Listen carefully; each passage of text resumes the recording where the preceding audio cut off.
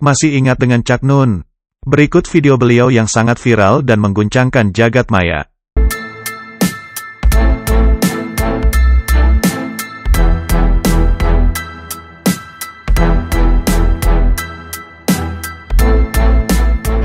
Misalnya hasil pemilu itu kan mencerminkan tingkat kedewasaan dan ketidakdewasaan rakyatnya, betul enggak?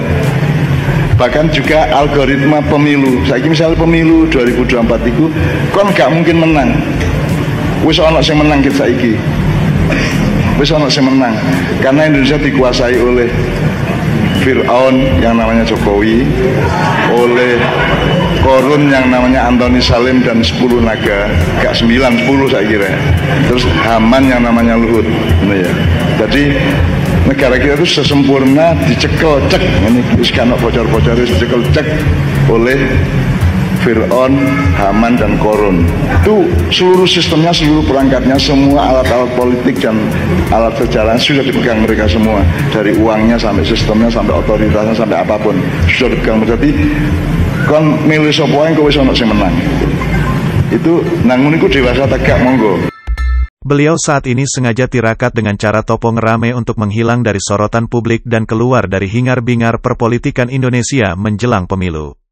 Kejadian terkini seolah mengingatkan kita pada statement Cak Nun tentang Jokowi sebagai Fir'aun dan 10 naga adalah Korun, atau konglomerat, dan Luhut Panjaitan sebagai Haman, atau teknokrat. Namun hampir mayoritas orang Indonesia memberikan sentimen negatif terhadap pernyataan Cak Nun tersebut, bahkan menghujat habis-habisan, padahal itu merupakan early warning dari Cak Nun, agar bangsa Indonesia waspada terhadap senario busuk yang bakal terjadi dari manuver-manuver yang akan dilakukan oleh Jokowi, keluarga dan kroni-kroninya, yang telah diendus oleh Cak Nun jauh sebelum kejadian. Atau bisa jadi karena peringatan tersebut tidak dihiraukan, bahkan kita menghujat Cak Nun atas pernyataan tersebut. Maka Cak Nun telah melakukan apa yang disebut dengan telah benar-benar melepaskan rem darurat, di mana Cak Nun yang dalam bahasa Jawa disebut tacul kewae, sebab dikandani wong tuwok ora enggugu.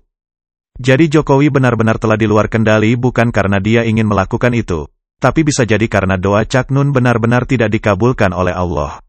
Di mana beliau berdoa untuk memaafkan orang-orang yang telah menghujat dia dan mudah-mudahan Allah memberikan keselamatan dan diberi hidayah oleh Allah. Tapi Jokowi telah makin menjadi-jadi dan tidak akan ada satu orang pun yang mampu menghentikan dia, kecuali Allah Subhanahu wa Ta'ala dengan caranya sendiri. Bisa jadi ini adalah kutukan untuk mereka-mereka yang telah menghujat pernyataan Cak Nun yang sejatinya telah mengingatkan kita karena beliau werusak durunge winarah, karena kebersihan hati beliau dan keprihatinan beliau terhadap masa depan bangsa Indonesia ini. Jadi mari kita lihat sesungguhnya apa yang bakal terjadi dengan bangsa ini, yang telah mengabaikan peringatan Cak Nun itu, dan apakah Cak Nun akan memenuhi janjinya, bahwa Cak Nun akan turun sendiri untuk yang kedua kalinya untuk meredakan chaos yang terjadi. Berikut ini adalah tafsir kontemporer terhadap Al-Quran Surat Al-Qalam nomor 68. Tafsir kontemporer adalah meletakkan frame sebuah surat atau ayat pada kondisi kekinian yang terkorelasi. Kami meyakini bahwa ayat Al-Quran mengandung nubuah yang tafsirnya memungkinkan untuk diplotkan pada fenomena kekinian, dengan kaidah Jafakot. Kata Nun disebut pada Al-Quran Surat Al-Qalam, nomor 68, ayat 1. Nun, wal kolami wa ma yasturun. Nun, demi kalam dan apa yang mereka tulis. Ayat ini menjelaskan tentang nama Nun sebagai nama seseorang yang dikenal oleh para wartawan atau para awak media, baik media elektronik ataupun media non-elektronik. Artinya semua orang dalam dunia kabar berita mengenali nama Nun ini. Itulah sebabnya nama Nun ada di majalah, surat kabar, TV, radio, YouTube, Facebook, Twitter, dan sebagainya. Jadi siapakah Nun yang namanya tertulis dan diabadikan dalam terhadap Al-Quran? Surat Al-Qalam, nomor 68, ayat 1 ini. Beliau adalah Cak Nun atau Mbah Nun, alias MH Ainun Najib, yang awal karirnya adalah sebagai penulis. Kata Cak adalah panggilan kepada laki-laki yang dianggap lebih tua atau yang dituakan, di Jawa Timur. Kata Mbah sama artinya dengan Embah atau Simbah, yaitu orang tua yang berada di lembah tua atau mukodasi tua, pada Al-Quran Surat Toha, nomor 20, ayat 12. Mari kita mengenal Cak Nun yang dikabarkan pada Al-Quran Surat Al-Qalam, nomor 68, ayat 1-16. Tetapi perlu kami ingatkan bahwa ayat-ayat pada Surat Al-Qalam, nomor 68, memakai atau menggunakan bahasa sastra, atau bahasa halus tingkat tinggi, jadi memang bukan menggunakan bahasa biasa, yang umumnya digunakan sehari-hari pada percakapan. Seperti contohnya surat Al-Qalam, nomor 68, ayat 1. Wal qalami wa ma yasturun. Demi kalam dan apa yang mereka tulis. Kata demi kalam artinya kata-kata atau kabar. Kata apa yang mereka tulis artinya media. Siapa yang menulis? Ya para wartawan atau awak media. Jadi maksud dari ayat 1 di atas adalah kabar berita dari para wartawan atau awak media. Alias, nama Nun sebagai nama seseorang yang dikenal oleh para wartawan atau para awak media sebagai kabar berita. Ma anta binikmati robika bimajnun. Berkat nikmat Tuhanmu, kamu sekali-kali bukan orang gila. Al-Quran Surat Al-Qalam, nomor 68, ayat 2. Ayat tersebut menjelaskan bahwa Cak Nun bukanlah orang gila. Pertanyaannya, mengapa ada ayat Al-Quran yang menerangkan bahwa Cak Nun bukan orang gila? Karena ucapan Cak Nun seperti orang gila, atau dalam bahasa Jawa ucapannya nyeleneh dan urakan, tidak seperti orang Jawa yang tinggal di kota Lembah, Yogyakarta, yang berbahasa dengan sopan santun. Jadi ucapan Cak Nun adalah gaya ucapan seperti umumnya kebanyakan orang Jawa Timur yang blak-blakan, tidak ditutup-tutupi dan apa adanya. Wa inna laka la ajron gairo mamnu. Dan sesungguhnya bagi kamu benar-benar pahala yang besar yang tidak putus-putusnya. Al-Quran Surat Al-Qalam, nomor 68, ayat 3. Ayat menjelaskan bahwa Cak Nun mendapatkan pahala besar, yang tidak terputus-putus. Artinya, apa yang dilakukan Cak Nun dalam hidupnya, punya dampak besar yang positif, bermanfaat bagi banyak orang, contohnya adalah inisiatif yang beliau lakukan dalam kegiatan Lautan Jilbab. Jika Anda meragukan beliau, maka seyogyanya tanyakan langsung pada Cak Nun, apa yang dilakukan Cak Nun selagi dan mumpung beliau masih hidup, agar melihat bukti kebenaran Al-Quran. Wa innaka la'ala khuluqin azim. Dan sesungguhnya kamu benar-benar berbudi pekerti yang agung. Al-Quran Surat Al-Qalam, nomor 68, ayat 4. Ayat tersebut menjelaskan Cak Nun benar-benar berbudi pekerti yang agung. Jadi beliau itu adalah orang yang sangat tulus ikhlas dan tidak mengharapkan balasan atas budi baiknya. Alias tidak pamrih, atau dalam bahasanya Cak Nun, gak pateken. Fasatub siru wa yubsirun. Maka kelak kamu akan melihat dan mereka, orang-orang kafir, pun akan melihat.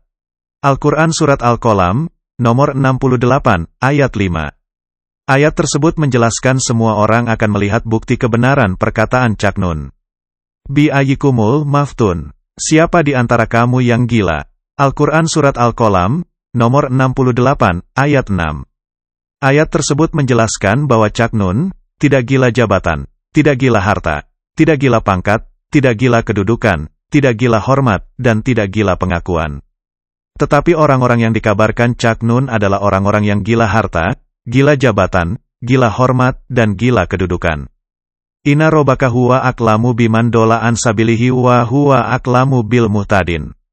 Sesungguhnya Tuhanmu, dialah yang paling mengetahui siapa yang sesat dari jalannya, dan dialah yang paling mengetahui orang-orang yang mendapat petunjuk.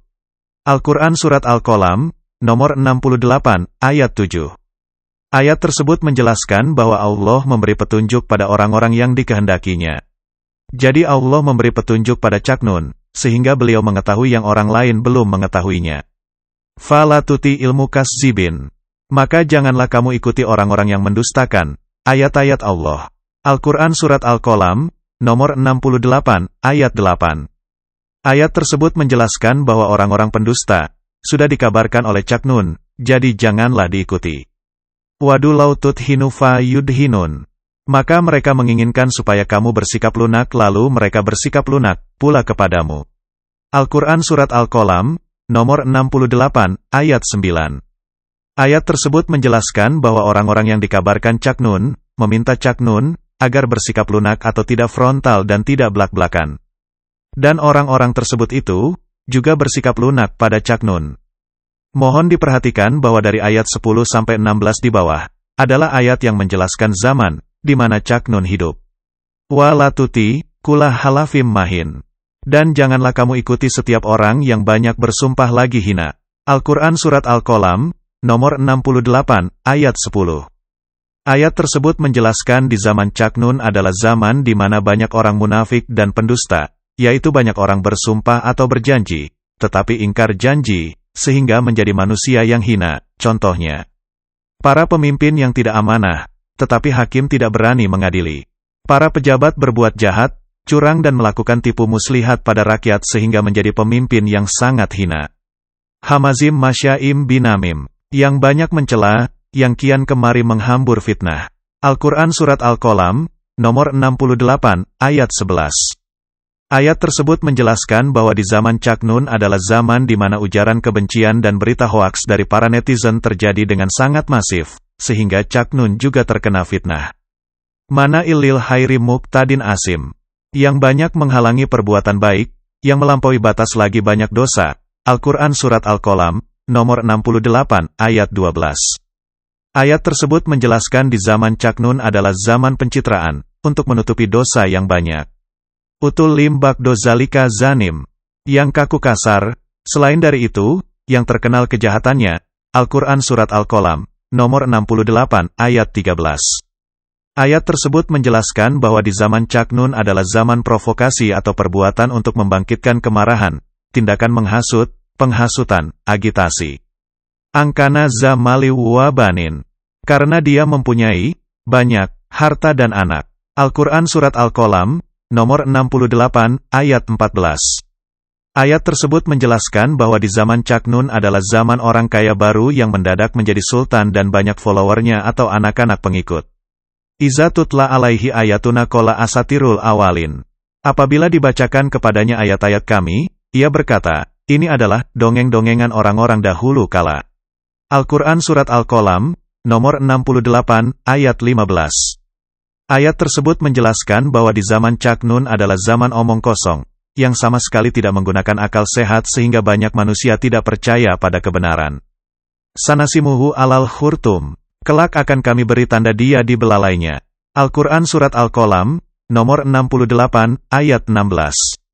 Ayat tersebut menjelaskan tentang tanda di belalai yang sama artinya dengan kehilangan muka, alias mendapat malu di muka umum. Jadi orang-orang yang diperingatkan oleh Cak Nun, tetapi tidak mau mendengarkan himbauan atau peringatan Cak Nun, maka mereka akan kehilangan muka atau akan mendapatkan malu di depan umum. Dengan kata lain, Cak Nun diberi tugas oleh Allah untuk menjadi penyampai berita di zaman yang penuh dengan dusta atau hoaks ini, di mana banyak bermunculan ujaran kebencian, pernyataan-pernyataan yang kasar, mengandung fitnah dan sangat provokatif ini. Akankah terjadi chaos pada penggantian kepemimpinan, melalui pemilu kali ini? Yang nanti menyebabkan turunnya Cak Nun dari laku tirakatnya untuk meluruskan perjalanan bangsa ini untuk yang kedua kalinya. Kita lihat sama-sama ya. Mari kita sama-sama bermunajat, agar seluruh hiruk-pikuk pesta demokrasi ini, mampu melahirkan pemimpin yang adil dan amanah untuk bangsa Indonesia. Amin. Maha benar Allah dengan segala firman-firman-Nya. Wallahu alam bissawab. Berikut ini adalah kumpulan video-video Cak Nun, yang mendukung dari kebenaran tafsir di atas. Aku kan dielek-elek pol, aku diinjak-injak, dinista, dihina, dihina pol-polan gitu ya. Pokoknya aku rano apik ya. Jadi aku menjadi makhluk seperti iblis yang definisinya adalah la khairu indahu. Ini la khairu indahu. Man la khairu indahu, seseorang atau makhluk yang tidak ada kebaikan sedikit pun padanya. Itu saya toh, ning resmi toh. Jadi aku rano apik sithik-sithik oh. Dan saya ingin menyatakan pada malam ini bahwa saya memaafkan mereka semua. Saya tidak akan mendoakan buruk untuk mereka. Saya akan mendoakan mereka selamat. Saya mendoakan mereka supaya tetap dikasih hidayah oleh Allah. Ya sak keluargane barang selamat kabeh. Ning nek ora kabul aja kaget. Sebab sing kuwasa dudu aku nanging Allah Subhanahu wa taala. Nek Allah dhewe sing arep bales monggo.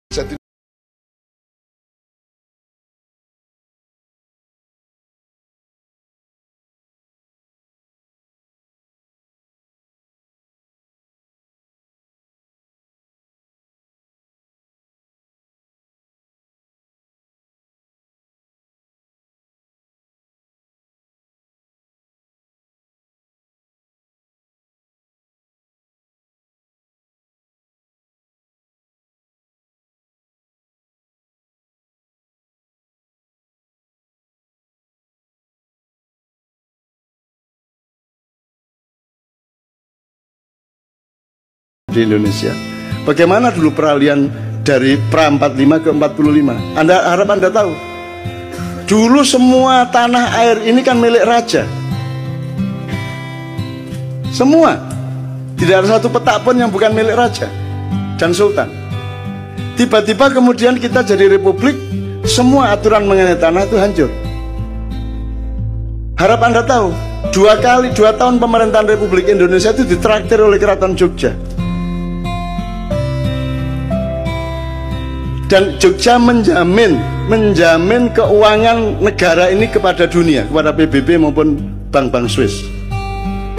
Kalau tidak ada kerajaan Jogja, kita nggak jalan. Harap Anda tahu bahwa Belanda sampai hari ini tidak mengakui kemerdekaan Indonesia tahun 45 sampai hari ini. Kenapa? Sebab kalau mereka mengakui kemerdekaan, mereka akan berarti mereka